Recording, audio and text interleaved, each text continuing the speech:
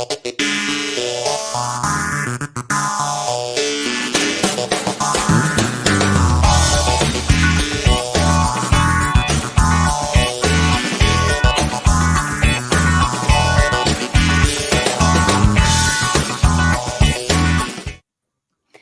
good day, everyone. Welcome back to another episode of WTF Walk the Floors. I'm Stephanie Ledger with First Rate Hospitality, and I'm joined with my co-host, Michele Kline of Kline Hospitality. We are in part 3. What do we have going on today, Michele?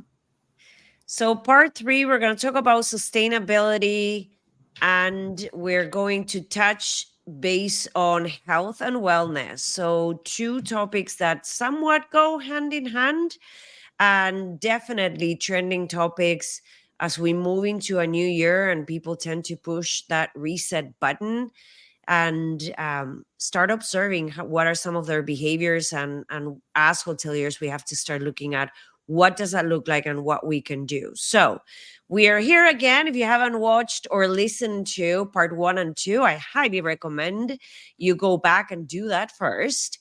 We're here with Jason from GOR Hospitality Solutions, George from ComOps, and Erica from Erica Solano Luxury Hospitality. This is part 3 once again.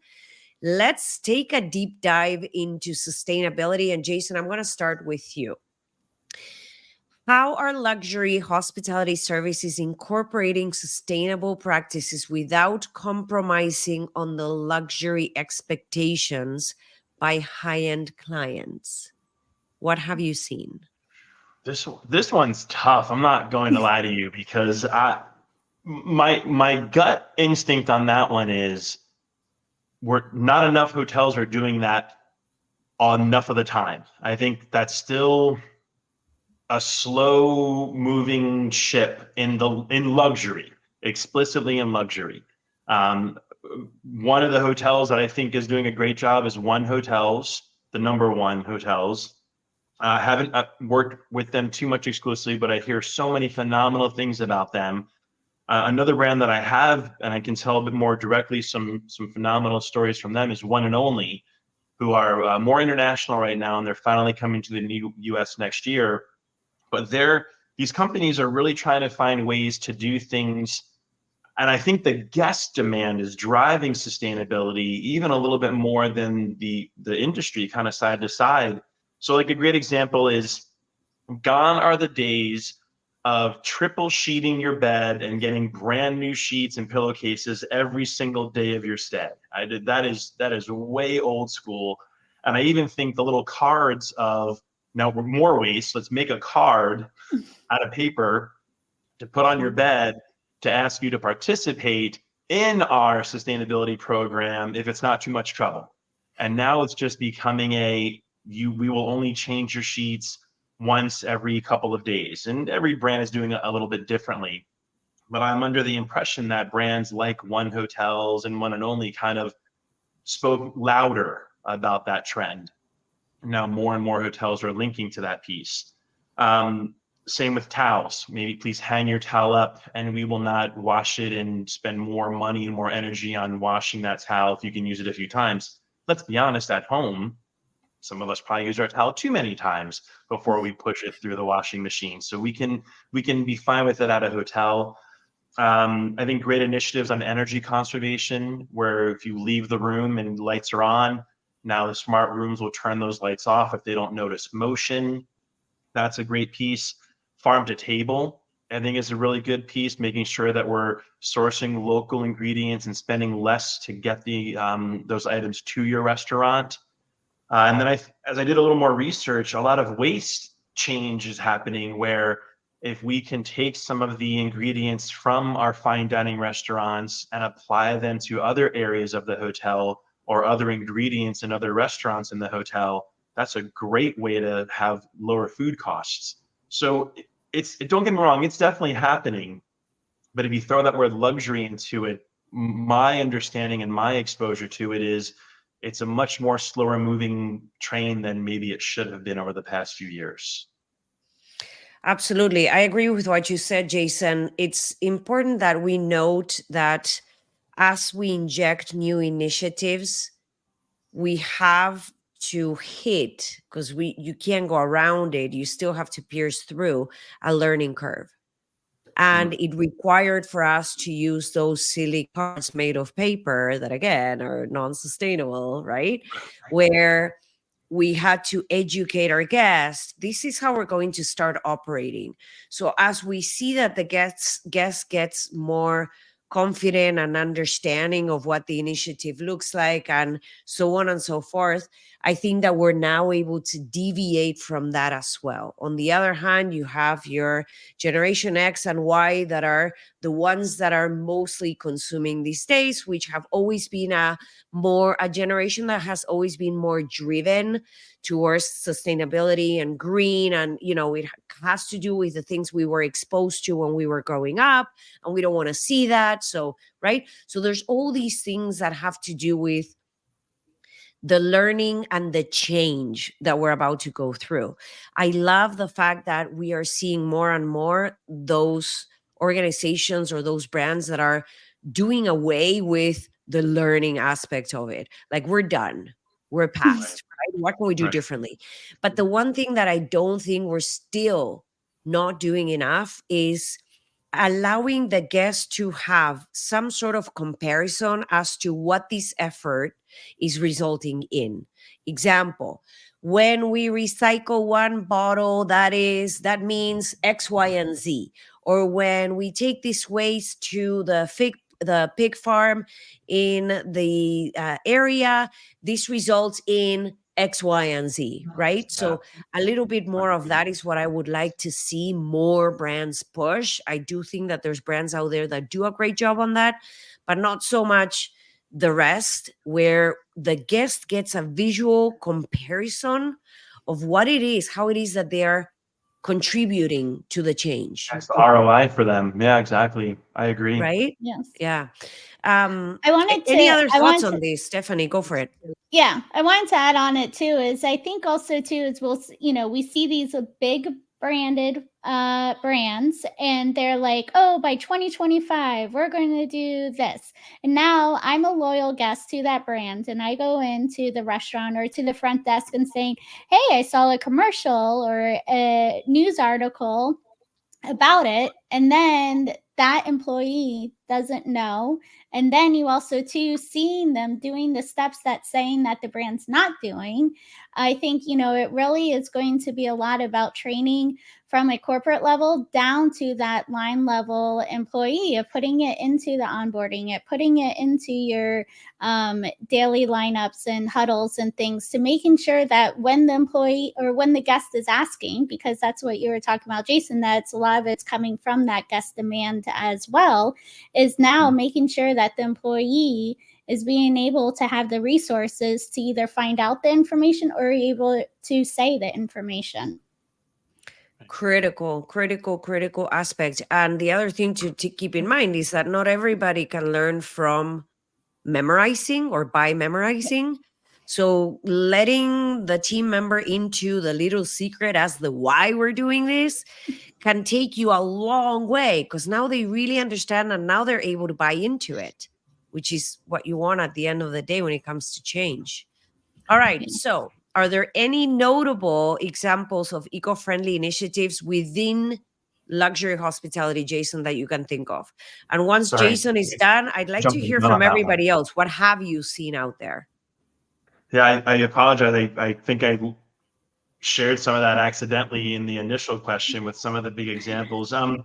I think one that resonates with me, that I was doing a little more research on this one, is really how restaurants are being so incredibly I can't even, down to the finest detail of making sure that if they say that they're zero waste or they're farm to table, that they really truly are, and they can tell the story, and they are able to show that we're only fishing off of our coast, and it's only fish that are acceptable to be fished, and we're not we're not going to go after animals that we shouldn't.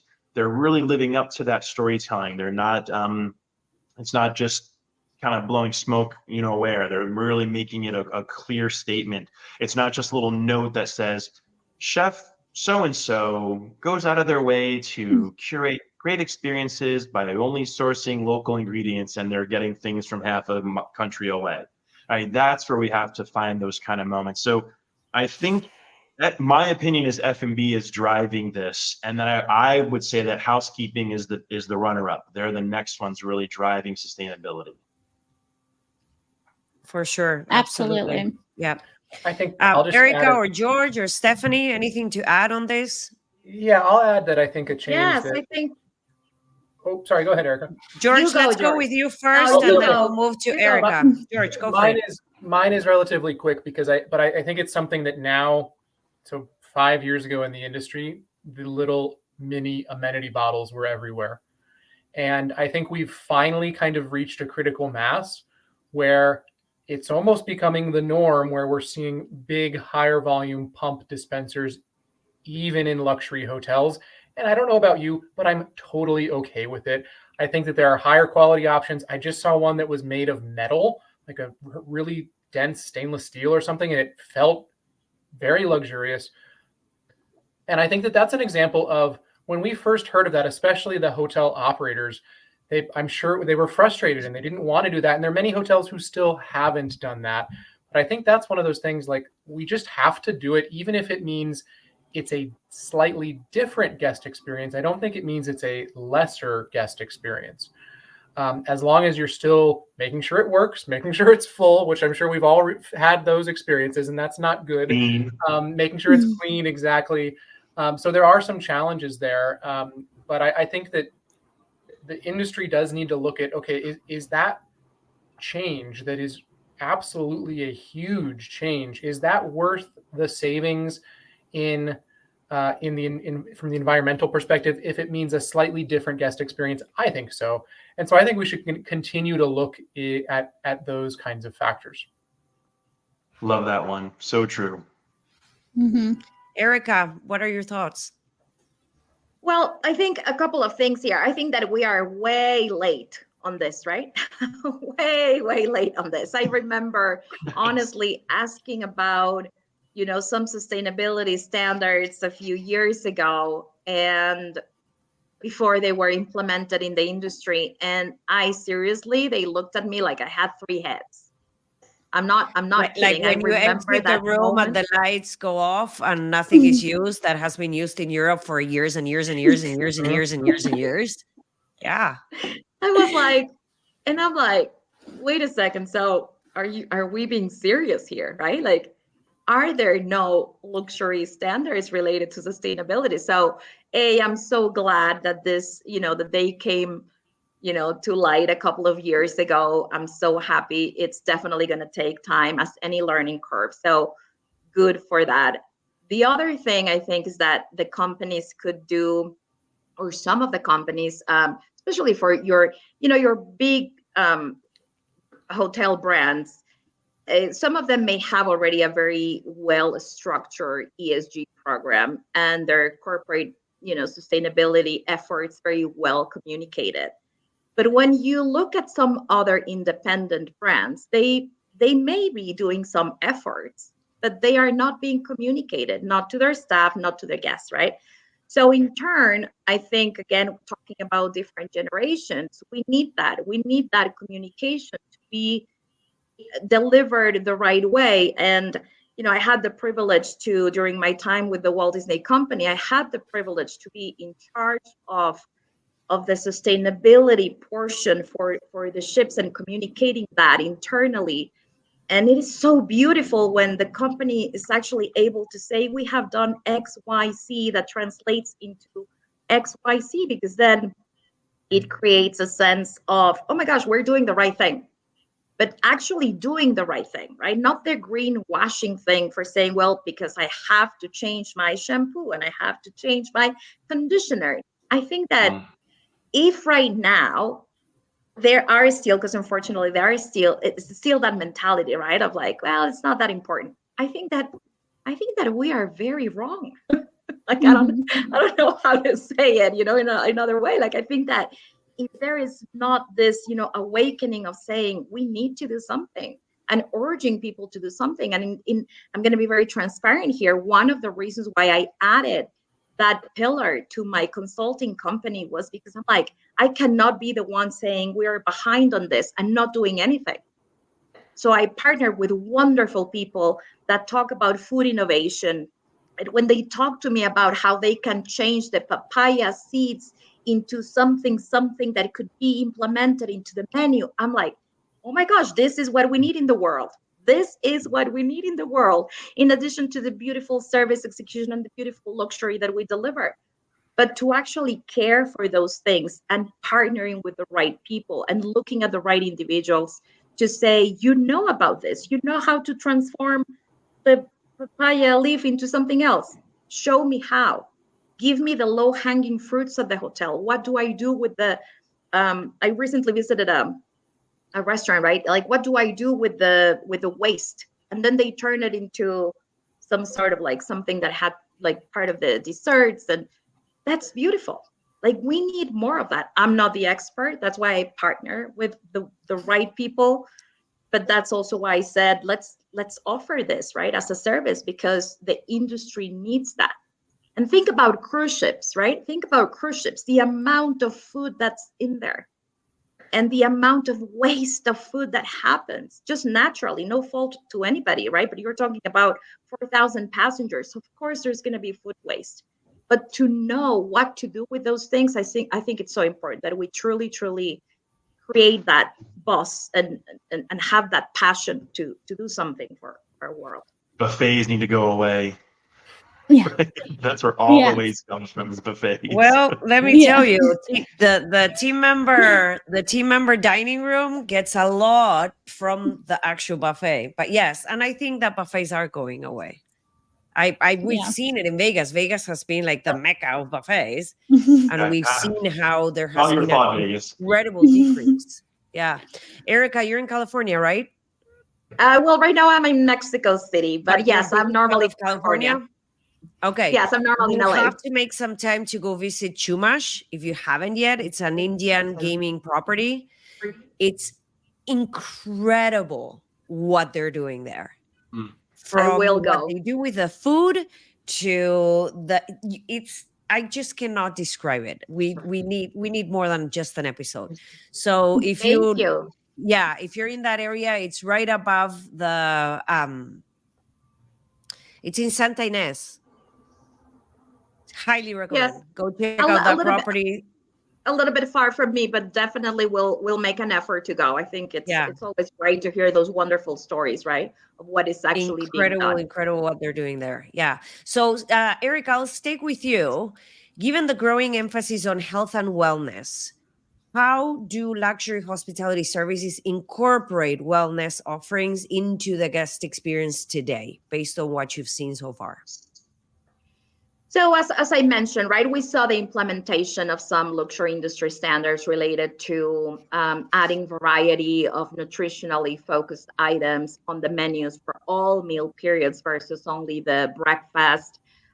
We also saw the implementation of some luxury standards to add more variety or offerings for the guests to be able to pursue a healthy lifestyle during the guest stay.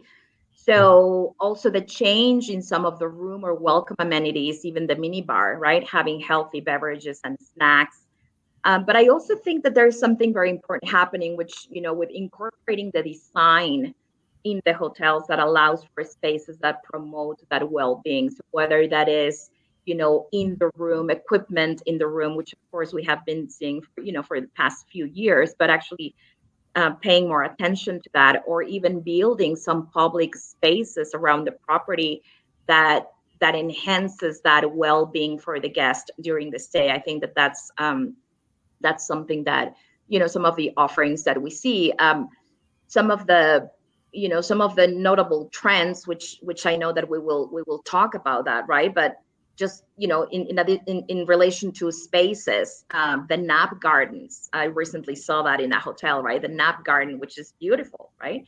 Or just more designated spaces, quiet areas, even the better sleeping options, the blackout curtains or the half and half mattresses.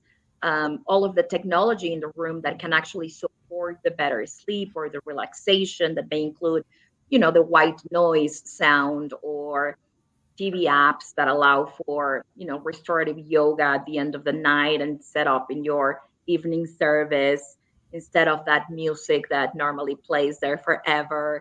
And there are some particular brands, there's a particular brand that I admire so much, the Equinox hotels. Of course, they come from the wellness background, right? But the room, if you have not had the chance to stay there, right? But just everything in the room exudes this wellness.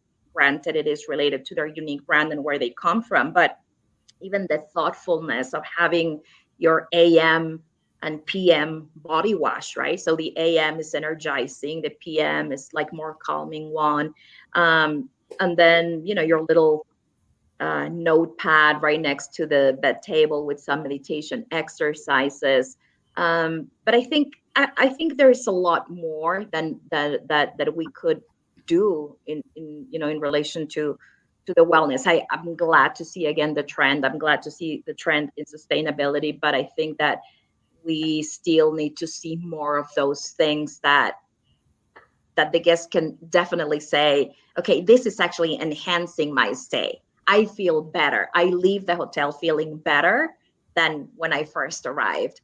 And I wish that we could see more of that.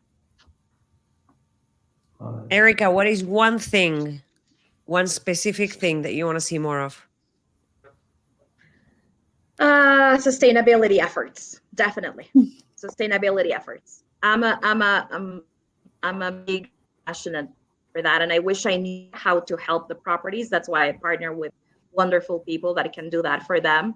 I want to see more people being more aware. Everything that we do has an impact on the environment. So choose carefully, but know what to choose, right? Know what to choose, because sometimes, you may want to do better, but you just don't know. And I think that happens a lot to the hotels. They just don't know what are the low-hanging fruits. And absolutely, being able to help them to say, this is how you can improve, even just that 1% every day to help the planet. Doesn't that feel great? I mean, call me an optimist here, right? But I just think it's just like that 1% that you can do every day for the environment, for the planet, for the world. Like, why not? Why not, if we are in that position to be able to make it happen? Absolutely. Powerful words. Stephanie, what are your thoughts on this? No, this is great. I would say on the wellness, what I'm seeing as well is at check-in being offered, are you trying to take a mental break and being technology free? So they're calling it as the slow traveler. So here you're saying, I'm coming here. I am taking a mental reset. I need to clear my head.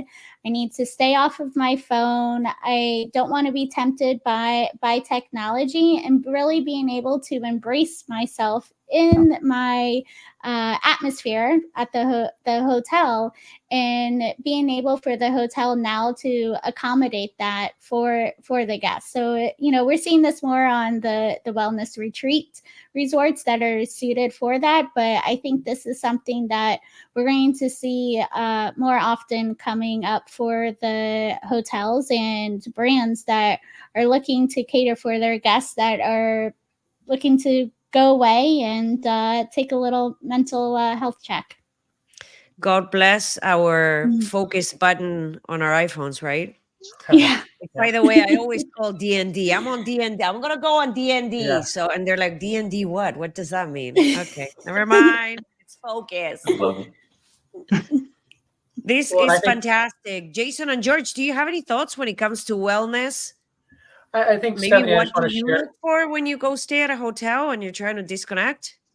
Yeah, I think, Stephanie, you made me think of an example that I saw recently at a spa, luxury spa, where and this isn't new, but I think should be done. They had thoughtful reminders, not only from a privacy perspective for other guests, but also for that individual guest, to turn off your phone. They had a little place, a kind of a holder in the locker to leave your phone. and the robes did not have pockets. Oh. And so you really, even if you did, they were kind of forcing your hand, where if you were going to take your phone, it's going to be awkward. And so I think that like there are ways that, and maybe we could probably debate that from an experiential perspective, but I think that property was really taking a very progressive step to almost force the guest to relax in the place where you really should be relaxing, and without your phone. So I think, I mean, what I would love to see is like a Wi-Fi blocker in the spa. No cell service, no Wi-Fi somehow. Really taking it to that extreme where you can totally check out if you want to. So that's what came to mind for me. Very nice. Jason, any final thoughts? I think one that we missed talking about, and it's such an obvious one, is the fitness centers. That many hotels in the luxury sector look at it as I hope no one goes in there. We just have a checklist from these companies that audit us, and we have to have certain things, so we're going to do it. But there's really no care and attention, and there's almost anti-wellness in their fitness center. So I would really, more of a challenge to those listening in on this. If you are running a hotel or you're part of a team helping a hotel that is trying to be stronger in wellness, start easy. Look at your fitness center. Yeah, and let's see how phenomenally unhealthy and well-minded your fitness center is, and maybe just start there. Starting with your air vents. Anyway. Sustainability and wellness together. I used to, when I was managing departments, I used to lay on the ground to see what do the guests sees. If I'm doing crunches on the floor, what do I see? Right? And the vent is the first thing that you're going to see, and it's all dusty. Anyway, I deviated. I want to thank you all so much for being here, for sharing your insights. Stephanie, I know you'll take your few minutes to thank everyone, but we're both in alignment as to this was just fantastic. 3 episodes loaded with insight, with expertise, and I so hope that we get to do this again. So let's plan on maybe like a end of Q3 type of situation to wrap up the year, where we can all get together again. And thank you so much for just sharing and pouring your brains into this conversation. It was really lovely. Thank you. Yes, thank you so much, everyone. I think we gave our listeners and viewers some great information that they can bring back and look at their own properties or their own hospitality establishments. And yeah, we are in the beginning of the year talking about where we're seeing the future for hospitality, and we'll see, where the brands end up at the end of the year and what new things may come to us on changing the trajectory for luxury hospitality. But thank you again. This was fabulous. And I can't wait to do it again. Yeah, thank you so much. Thank you. Thank you, Michelle.